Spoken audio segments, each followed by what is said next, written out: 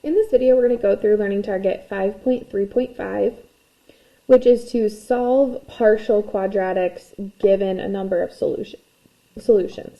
So, for example, it'll say something like, if we want this quadratic to have two solutions, what would this missing value need to be? And we're going to use our concept of the discriminant to help us do that.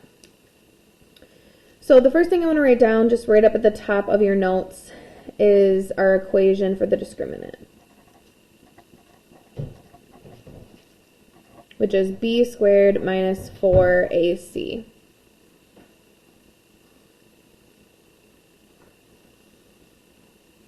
And then there's like three options. We can either have two solutions, one solution, or no solution. So if you want to pause this video and take a second and make these three columns, and then come back to the video. And so to fill this in, if we have two solutions, we know that our discriminant is positive. So discriminant is positive.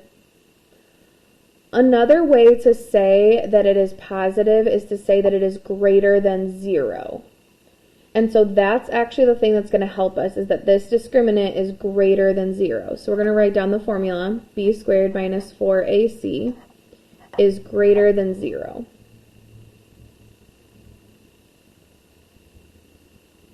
So then if there's only one solution, remember that means it is 0. So we calculate the discriminant and it's exactly 0. That means there's just one solution. And so our equation would be that we are equal to 0. And you can probably see where this is going. If there are no solutions, we have a negative discriminant, which means that we have our equation less than 0. And you're really going to have to understand what it means when it asks you for two solutions. It means that we're greater than 0. And if it asks you for no solutions, it's less than 0. These have to be connected in your brain to be able to get this question right. So I would recommend making flashcards of these and memorizing these formulas, or at least the greater than 0, equal to 0, or less than 0 part, so you can be successful in this question. So let's go through a few examples. This first one says, find all values of k such that the quadratic has no real solutions. So the second it tells me how many solutions I have, I like to make a little note to myself of whether that means that it's greater than 0, equal to 0, or less than 0. And no real solutions means that it's negative, which means it is less than 0. And so what we're going to do is we're going to set up our equation. B squared minus 4ac is less than 0. And then I'm going to plug in my a, b, and c, and I'm going to have a missing value, and that missing value is represented by k. So off to the side, I'm just going to write down my a, b, and c. So a is 3, b is the one that I don't know, which is k, and c is 192. And now we're just going to plug those in. So b is k, so I'm just going to change that to a k squared. If it's any number, you want to make sure you put it in parentheses, but since it's a letter, I don't need my parentheses.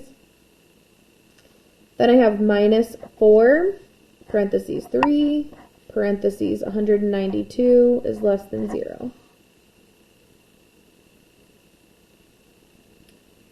And so now you need to solve strategically. So this one is kind of nice because all my numbers are all right here. So I can actually simplify that whole part by just doing negative 4 times 3 times 192, which gives me negative 2304.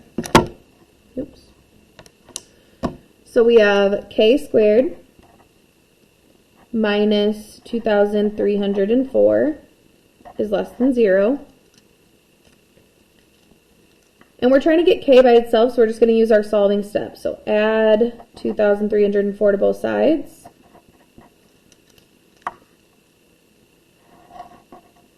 and we get k squared is less than 2,304.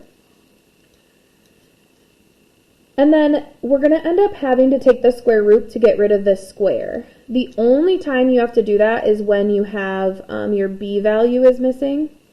So in this case, what we want to do is square root both sides.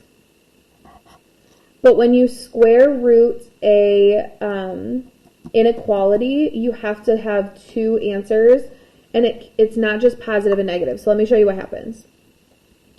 We are going to have it less than, so you're going to keep the sign the same for the positive, and then you are going to flip the sign for the negative. So I like to kind of just write those before I even calculate it. So you keep the sign the same for the positive, and you flip it for the negative. So let's find out what the square root of 2304 is. 48. So I keep the sign the same for the positive 48, and then I flip it for the negative. So this means that my k value, it needs to be less than positive 48 and greater than negative 48. And so that's in between these two numbers. So anything in between those two numbers is fine. You can just leave your answer like this. Or if you want to get really fancy and you're good at compound inequalities, you can also say, you can do this, that negative 48 is less than k, which is less than 48. So this is just another way to write this if you want to do that. But this is fine. So this is by far the hardest one where you're missing the b value, because when you square root an inequality, we have to make sure that we keep the sign the same for the positive, flip for the negative. But let's look at one that is a little bit easier. So this one says, for what values of k would the equation have two real solutions? Two real solutions. And so two real solutions means that we are positive, which means that my equation is greater than 0. So starting off, we're just going to write our discriminant is greater than 0. And then we're going to plug in what we know. So my a value is k, my b value is 4, and my c value is negative 20. And we're going to plug those into my formula. So b is 4 in parentheses. A is k, and c is negative 20.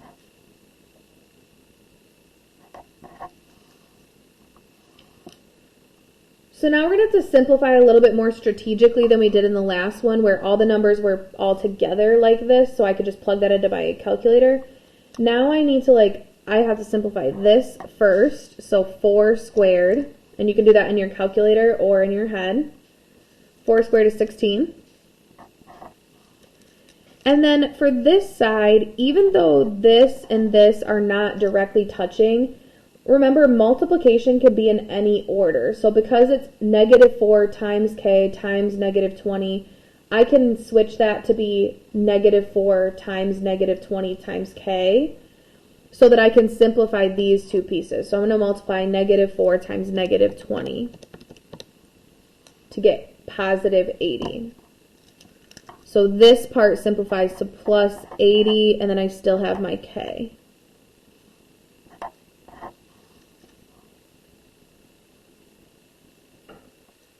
So then I want to keep simplifying. Remember, I'm trying to get k by itself, so subtract 16 from both sides.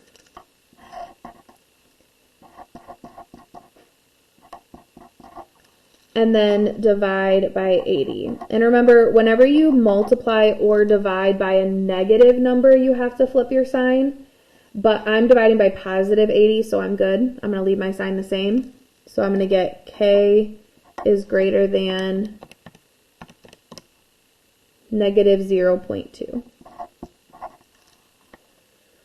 So this is saying anything bigger than negative 0.2 will make me have two real solutions. So this is my answer.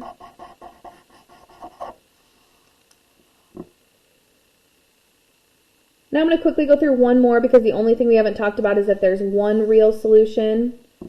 And one real solution, remember, is equal to 0. So when we set up our discriminant, we set it up equal to 0 for one real solution. And then I'm going to go pretty quickly through this, but I'd even recommend, if you want to pause it right now, try this one on your own and then come back. You can watch me go through it very quickly. But my B value is 24. My A value is 4, and my C value is K. And so then I can simplify by doing 24 squared, which is 576. And then I can multiply -4 times 4 to give me -16. Subtract 576 from both sides.